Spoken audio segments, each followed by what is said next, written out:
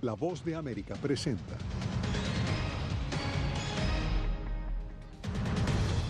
En el fin de una nueva era, el presidente Biden delinea una nueva estrategia antiterrorista en Afganistán. Mientras el Talibán celebra el retiro de las tropas estadounidenses, el mundo teme por el futuro de quienes quedaron atrás. Además, aumenta la cifra de fallecidos por el huracán Aida. Tardarán semanas en restituir el fluido eléctrico a millones en Luisiana y Mississippi. Y alertan a Estados Unidos por la posible escasez de camillas debido a las hospitalizaciones por COVID-19.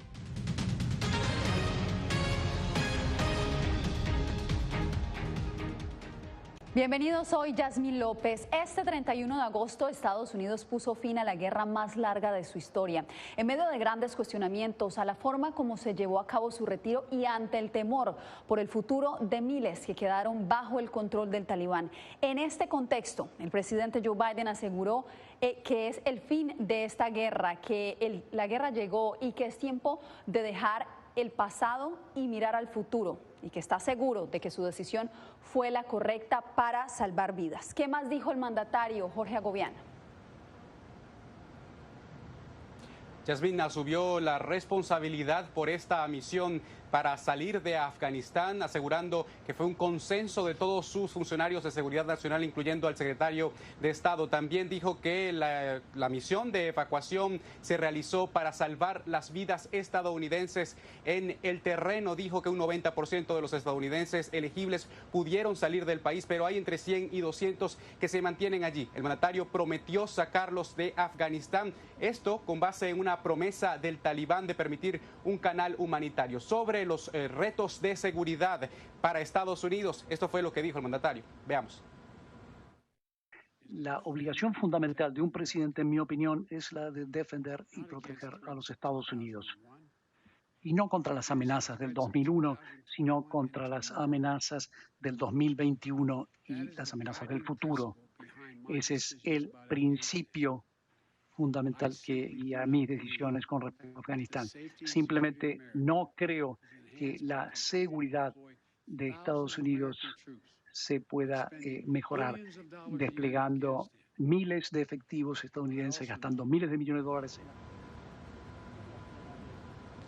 El mandatario también envió un mensaje directo al grupo ISIS-K, recordemos la filial del Estado Islámico enemiga de Estados Unidos que atacó el pasado jueves a las tropas estadounidenses. Dijo que no hemos terminado con ustedes. Indicó que Estados Unidos está preparado para seguir combatiendo las amenazas terroristas. Esto mientras existe una nube de críticas sobre el presidente Joe Biden, sobre todo por parte de republicanos que aseguran que Estados Unidos es menos seguro tras la retirada de tropas de Estados Unidos. Escuchemos lo que dijo al respecto.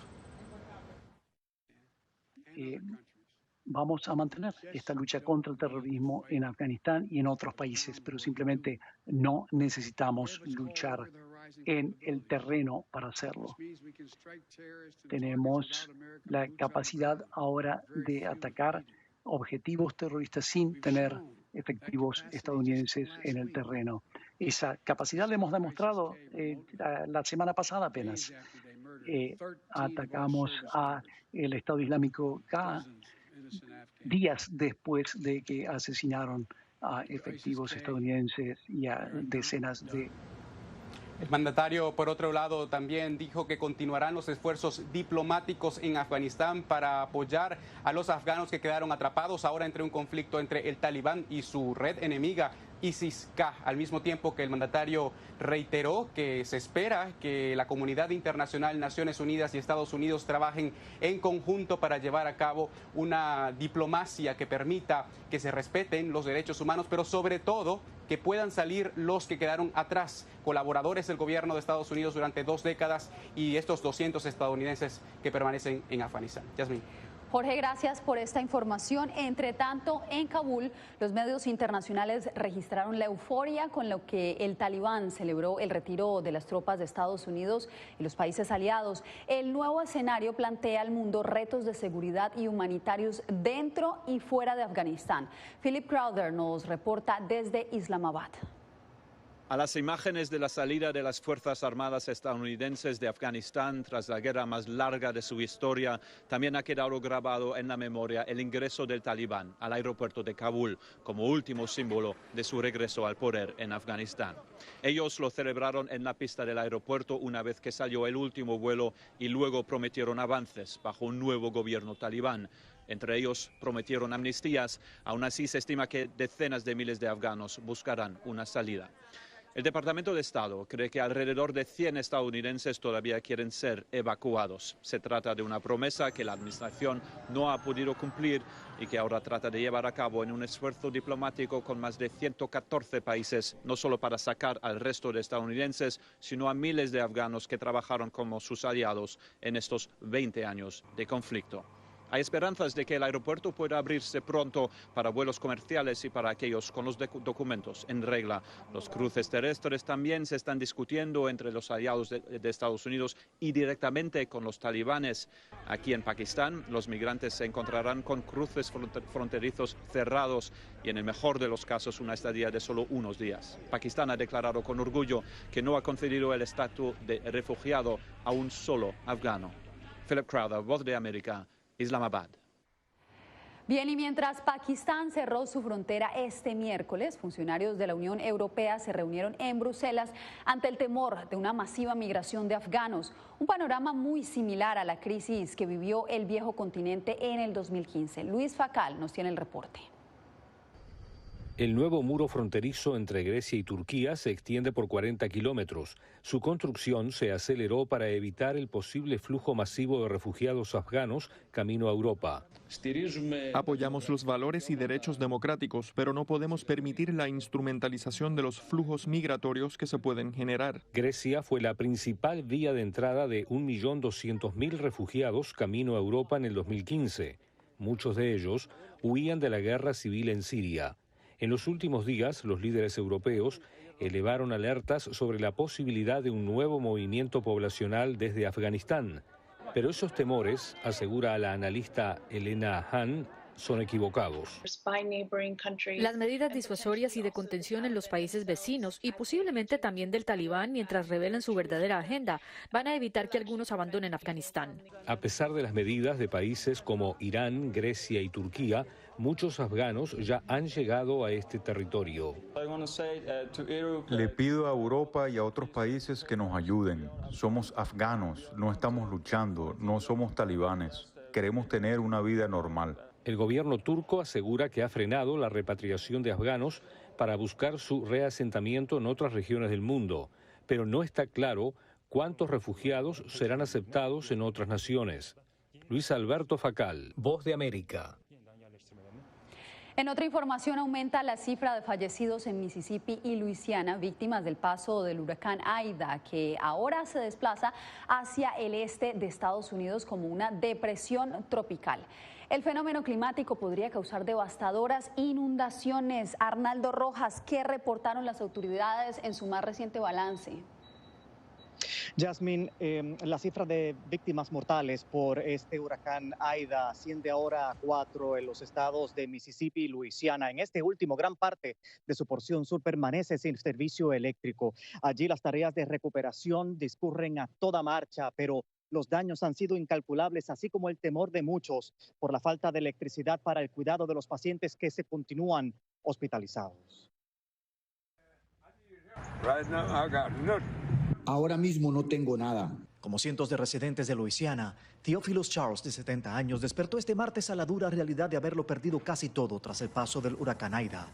En el pequeño pueblo de Houma, a 1 hora de New Orleans, fue poco lo que quedó en pie. De repente comenzó a soplar, miré hacia la otra habitación y el techo comenzó a volar. Toda la casa comenzó a temblar. A 2 días del paso del fenómeno meteorológico, cuadrillas de rescate continúan sacando a familias enteras de áreas inundadas, mientras avanzan las labores de limpieza y recuperación, aunque todavía se desconoce la magnitud total de los daños. Restablecer el servicio eléctrico es prioridad. El gobernador de Luisiana dijo que habían 25,000 trabajadores de servicio público laborando en la reconstrucción del sistema, pero reparar la devastada red de distribución tomará varias semanas, advierten las autoridades. Más de 1 millón de casas y negocios permanecen a oscuras en el sur del estado. Fue bastante intenso, muchos vientos fuertes. Afortunadamente no hubo inundaciones. En New Orleans, el sistema de contención de inundaciones construido tras el devastador paso del huracán Katrina hace 16 años cumplió su propósito. Aunque la falta de luz y los destrozos han provocado el cierre de comercios, los pocos que están abiertos comienzan a quedarse pequeños ante la demanda de combustible y artículos de primera necesidad. Algunos lugares también enfrentan escasez de agua potable. 18 sistemas de agua se encuentran fuera de servicio. Mientras tanto, en Mississippi, 2 personas fallecieron y al menos 10 resultaron heridas cuando colapsó parte de una carretera en ese estado como consecuencia de las torrenciales lluvias depositadas por el fenómeno meteorológico. Yasmin. Arnaldo, gracias. Y cada vez son más los menores guatemaltecos que emprenden el peligroso camino de la migración ilegal sin un acompañante adulto. Eugenia Sagastume nos explica desde Guatemala que muchos de ellos terminan siendo repatriados. Lo que sucedió en julio es histórico. Julio sobrepasó en un 24% la cantidad de menores no acompañados detenidos por la patrulla fronteriza, que reporta 18.962 niños, niñas y adolescentes, comparado con 15.234 del mes previo. En el caso de Guatemala, los 4 consulados reportan un incremento con el paso de los meses. Sin embargo, resalta la sede de Arizona. Solamente en lo que corresponde al mes de julio, tenemos un registro de 1.131 niños no acompañados. Esta cifra, desde luego, es alarmante. Significa que estamos teniendo un repunte. Pero no todos son admitidos en Estados Unidos. Informes del Instituto Guatemalteco de Migración reportan que menores no acompañados son deportados, lo cual pudiera tener un impacto psicológico grave. Cuando la experiencia es de fracaso, pues hay una serie de duelos crónicos no resueltos y empieza a generarse sensaciones pues de desamparo, de soledad. Esto muchas veces expone a los chicos a problemas de alcoholismo, drogadicción. Autoridades aseguran que hay casos más graves en que los menores son utilizados por redes de trata. Que están siendo lamentablemente alquilados a estas redes de trata y tráfico. Eugenia Sagastume, Voz de América, Guatemala. La historia de una policía salvadoreña que se aventuró a cruzar fronteras de manera irregular con sus hijos para buscar un mejor futuro en Estados Unidos. Desde La Joya, en Texas, Víctor Hugo Castillo nos trae la historia. Soy de la Policía Nacional de El Salvador, pero también nosotros allá corremos peligro. Los policías de El Salvador están bajo fuego y amenazas, literalmente, dice esta mujer policía que decidió emigrar de manera irregular con sus 2 hijos a los Estados Unidos. Nosotros estamos en primera línea luchando por la vida y la seguridad de las personas. Es un honor salvar la vida de las otras personas, pero duele el alma en ver cómo dejas tu familia sin saber las vas a volver a ver. De acuerdo al movimiento de los trabajadores de la policía en El Salvador, en los últimos 7 años, más de 1.600 elementos policiales abandonaron la institución. Las razones son principalmente las amenazas de grupos criminales o grupos de pandillas y en segundo, pues las condiciones internas, ¿verdad? Que no son favorables. Y algunas personas que aún estando en la corporación se afilian a las pandillas por no caer en que los secuestren o maten a su familia. Un 95% han emigrado ilegalmente para Estados Unidos y el resto pues ha pedido asilo en otros países de Europa. Sandra escapó por el bien de sus hijos y tiene una petición para el presidente Biden. Por favor, que me regale permiso de estar en sus tierras para mí y mis 2 hijos. La Voz de América solicitó un comentario al despacho del presidente salvadoreño Nayib Bukele sin recibir respuesta. Víctor Castillo, Voz de América, La Joya, Texas. Los estudiantes de Florida continúan en medio de la disputa sobre el uso de mascarillas en las escuelas al volver una polémica decisión del Departamento de Educación de ese estado.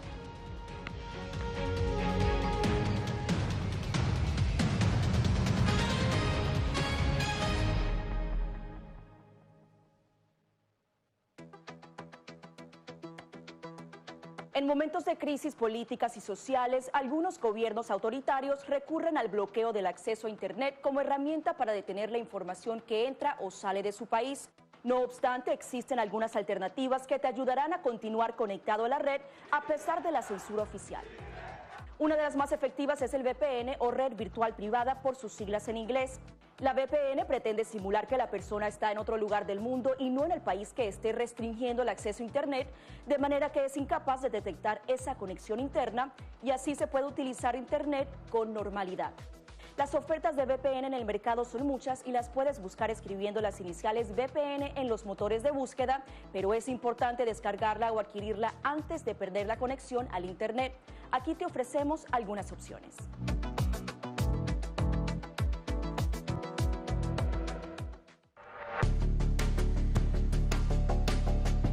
Durante el brote del COVID-19, los estafadores pueden tratar de aprovecharse de personas vulnerables a través de diversos métodos que van cambiando con frecuencia. Es posible que lo contacten por teléfono, correo electrónico, mensajes de texto, correo postal o redes sociales. Ten cuidado con ofertas de kits de supuestas pruebas caseras, curas milagrosas o pruebas inmediatamente accesibles. Response Act has made coronavirus testing more accessible immediately. Tras un desastre, organizaciones caritativas falsas aparecen afirmando que tienen vínculos con otras reales. Siempre verifica que la organización sea legítima. Alguien que asegura que trabaja en el gobierno puede pedirte tu información personal o intentar cobrarte cuotas falsas para así ingresar tu cheque de estímulo.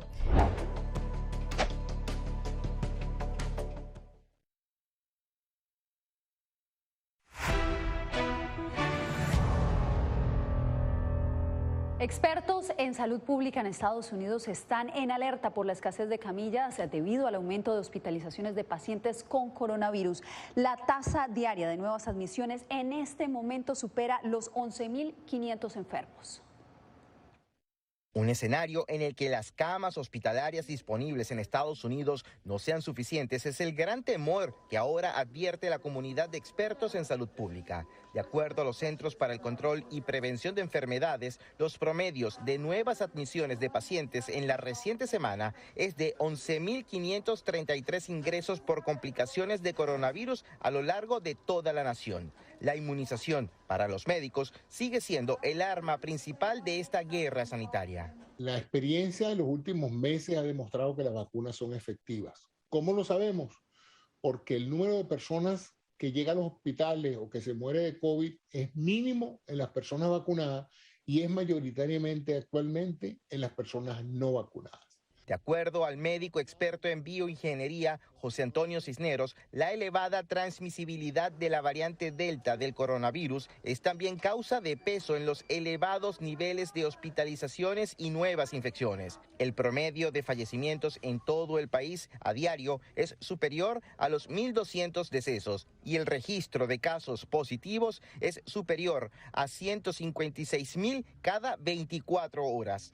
De acuerdo a la misma base de datos, en los últimos 2 meses, el promedio de hospitalizaciones se ha incrementado en 500%. De hecho, ya hay reportes de escasez de oxígeno en algunos estados del país.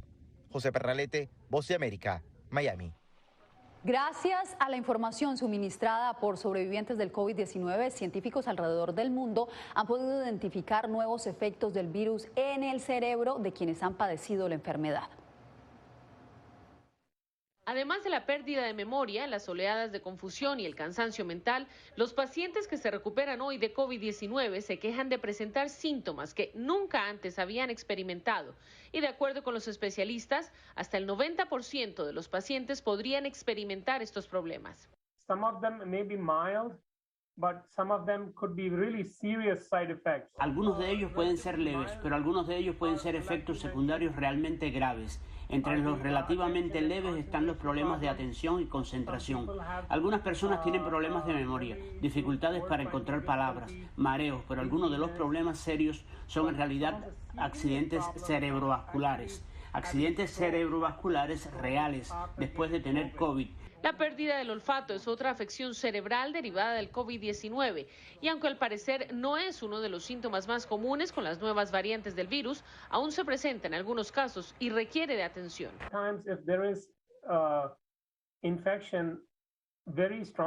A veces, si hay una infección muy fuerte, puede atravesar la barrera hematoencefálica y causar un daño grave. Y eso se conoce como encefalitis, que es la inflamación del cerebro.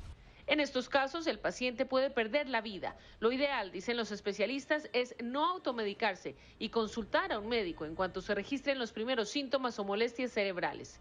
Adriana Arevalo, Voz de América, Las Vegas. En Florida, el Departamento de Educación determinó la retención del salario de los miembros de las juntas escolares de 2 distritos donde se ordenó el uso obligatorio de las mascarillas. Alonso Castillo tiene la información. El comisionado de Educación Richard Corcoran anunció que el Departamento de Educación de Florida ha retenido los salarios de los integrantes de las juntas escolares en los condados Broward y Alachua por haber implementado el uso obligatorio de las mascarillas, ya que según el funcionario, la decisión viola lo requerido por el Departamento de Salud del Estado. A pesar de la sanción, la integrante de la Junta Escolar de Broward, Deborah Hickson, le dijo a La Voz de América que más del 95% de padres y profesores le solicitaron mantener el mandato. Nosotros, como funcionarios electos, estamos a cargo de mantener a nuestros estudiantes y nuestro personal a salvo lo mejor que podemos en nuestros edificios escolares. Nuestro trabajo es asegurarnos que estamos tomando las mejores decisiones para la mayoría y no para unos pocos. El gobernador Ron DeSantis ha insistido en que son los padres de familia y no las autoridades escolares quienes deben decidir si sus hijos usan mascarilla. Para Lori Aladez, miembro de la Junta Escolar de Broward, el cumplimiento de la ley no es opcional. El gobernador DeSantis hizo que el Departamento de Salud y la Junta de Educación crearan reglas y cuando ignoras la ley hay ramificaciones y al no implementar todas las reglas tiene que haber consecuencias para la Junta. La administración Biden recientemente dijo que brindaría asistencia financiera a los distritos escolares castigados por desafiar las órdenes. El comisionado advirtió que la retención de fondos continuará mensualmente hasta que las juntas escolares cumplan con la ley. Alonso Castillo, Voz de América, Miami. En minutos denuncian en Nicaragua que con juicios secretos opositores son procesados sin derecho a una defensa. Los detalles al volver.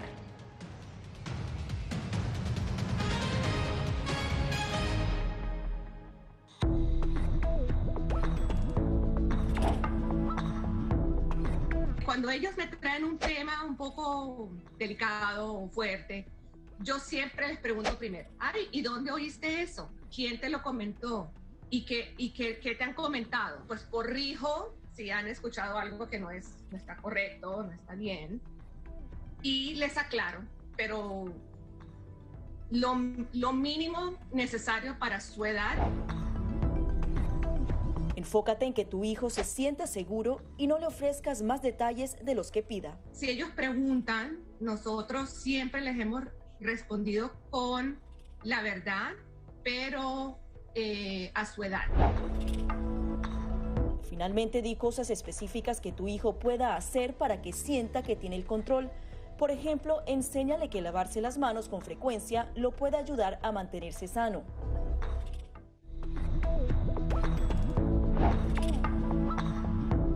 No permitas que interactúe con personas o animales fuera de la casa. Si una persona de la casa se enferma, evita que tenga contacto con tu mascota. Designa a un miembro de la familia o un amigo para cuidar a tu mascota a corto o largo plazo en caso de que tú no puedas.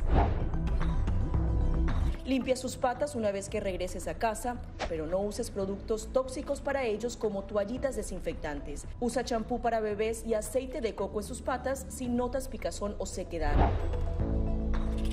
Prepara un kit de emergencia que incluya un suministro de medicamentos por 30 días y al menos 2 semanas de alimentos y otros suministros.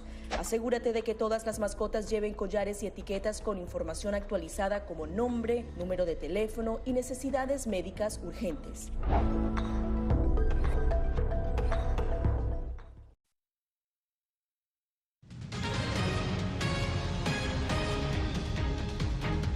En Nicaragua denuncian que los entes judiciales están realizando audiencias secretas para procesar a los miembros de la oposición sin derecho a una defensa. Donaldo Hernández tiene los detalles. Familiares de los líderes opositores arrestados en los últimos 3 meses denuncian que las audiencias contra sus parientes se han realizado en secreto. Según refieren, los abogados defensores no han tenido acceso a las audiencias. Victoria Cárdenas es la esposa del aspirante presidencial Juan Sebastián Chamorro, arrestado el pasado 8 de junio y actualmente procesado por el supuesto delito de conspiración para cometer menoscabo a la integridad nacional. No sabemos nada de él, cómo está, ni realmente dónde lo tienen detenido. Para Yader Morazán, especialista en administración de justicia, las audiencias secretas violentan los derechos fundamentales de los ciudadanos acusados. Se hacen audiencias donde no hay acceso a una comunicación efectiva con la persona detenida, donde no hay acceso al expediente, donde sus abogados no pueden acceder directamente a las audiencias que se hacen en secreto. Sin embargo, las autoridades del Ministerio Público, a través de comunicados, sostienen que el sistema judicial ha sido respetuoso de la ley. El Ministerio Público ha respetado en todo momento los derechos constitucionales de las personas acusadas, investigadas y entrevistadas. Un nuevo informe de la organización Amnistía Internacional responsabiliza al gobierno del presidente Daniel Ortega de la desaparición de ciudadanos críticos a su administración. Donaldo Hernández, Voz de América, Managua. Venezolanos se unen en apoyo a los damnificados del estado de Mérida.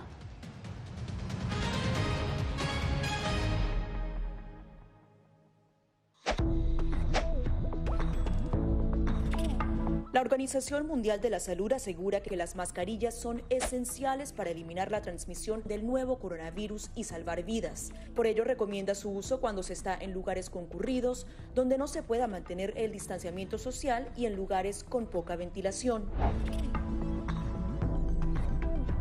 Cuando se habla de mascarillas para protegerse del COVID-19, se refieren generalmente a la mascarilla quirúrgica, el respirador N95 o las de tela. Las mascarillas quirúrgicas planas, rectangulares y desechables protegen al portador de gotas de partículas grandes del virus e impiden que los enfermos la esparzan cuando tosen o estornudan. Los expertos advierten que solo deben ser usadas una vez. El respirador N95, de forma oval y más ajustado a la cara, tiene una válvula de exhalación que ayuda con la humedad y el calor cuando respiramos. Además de filtrar partículas grandes, puede impedir que pase el 95% de las partículas pequeñas de virus y bacterias. Ante la escasez, muchos han recurrido a hacer sus propias mascarillas y, en efecto, los expertos confirman que estas mascarillas caseras pueden ser efectivas. Las mascarillas nos pueden servir como una barrera aislante para las secreciones, pero tener mucho cuidado porque hemos visto gente que usa la mascarilla, pero al acomodarse la mascarilla se está tocando la cara.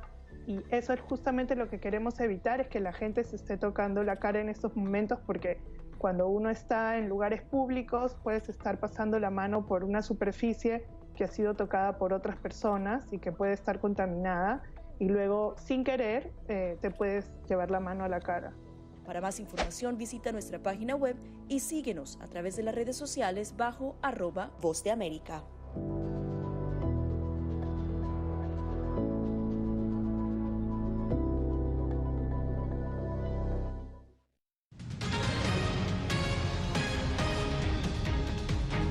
Sin importar su afiliación política, muchos venezolanos se han unido a la recolección de ayuda para los damnificados por las torrenciales lluvias en el estado de Mérida. Las tormentas han dejado al menos 21 fallecidos. Álvaro Olgarra nos tiene la información.